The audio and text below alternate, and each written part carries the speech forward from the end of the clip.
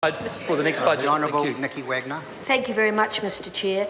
First of all, I'd like to thank Scott Simpson and his Local Government and Environment Select Committee for their report on the conservation, and he is absolutely correct. The Department of Conservation is working hand in hand with iwi, with conservation boards, with community conservation groups and the public to deliver successful conservation outcomes right across the country.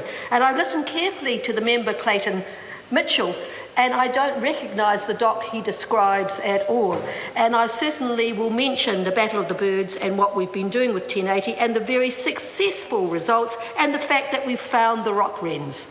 I was very delighted to read recently in the New Yorker that the author considers that New Zealand may be the most nature-loving nation in the planet, with some 4,000 conservation groups. And the interesting comment she made was, whereas an amateur naturalist in Oregon or Oklahoma might track butterflies or banned birds, in Otahonga he will poison possums and crush the heads of hedgehogs. She also noted that a coordinator of a volunteer group said, "We always say that for us, conservation in New Zealand is all about killing things."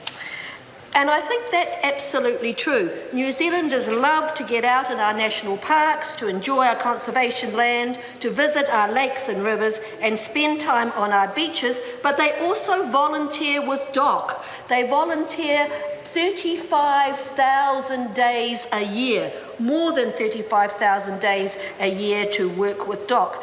And so often that work is to do with managing pests. Because our plants, our animals and our birds are totally unique and we have to protect them.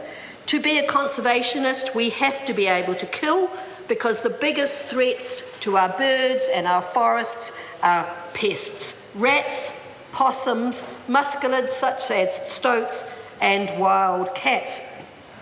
It's estimated that 25 million birds are killed every year by these pests. 25 million. We can't afford to continue with that sort of death rate.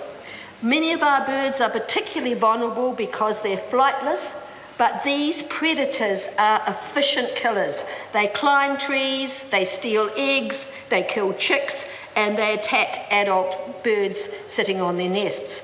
And the House will hear later from Minister Barry about the battle for the birds, which was DOC's response to the particularly heavy beach mast last season, and how effective it has been in protecting our bird populations. The key facts that I like to reflect on is that wherever we've used 1080 protection, we've had the same results. If we go back to 2006 and the Mohua in the Dark Valley, where we had protection, 80% of those birds survived. Where we had no protection, it was only 10% survived. In 2005 and 6, the brown kiwi in Tongariro, 70% survived with protection, only 22% without.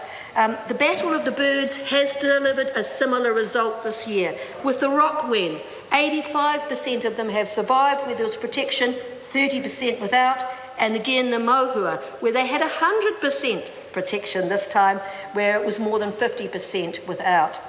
And also, we often forget about our long-tailed bats. They have been, the protection has helped them too. We would often lose between 30 and 40% of them during a beach mast, but we've had unprecedented numbers surviving this time. As I work really closely with environment community groups, I'm always impressed by the energy and the ingenious ways they have to kill predators. The Community Conservation Funds supports many of these groups, and many of their volunteers are expert killers.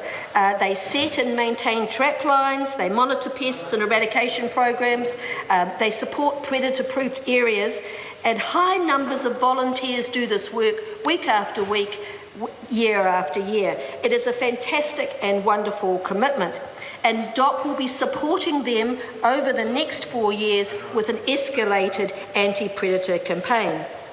Recently, I visited the Good Nature Company in Wellington, and this is a company that has invented automatic resetting traps for possums, stoats and rats, which is a fantastic step forward. Dr. Megan Woods. Chairman, and thank you for this opportunity.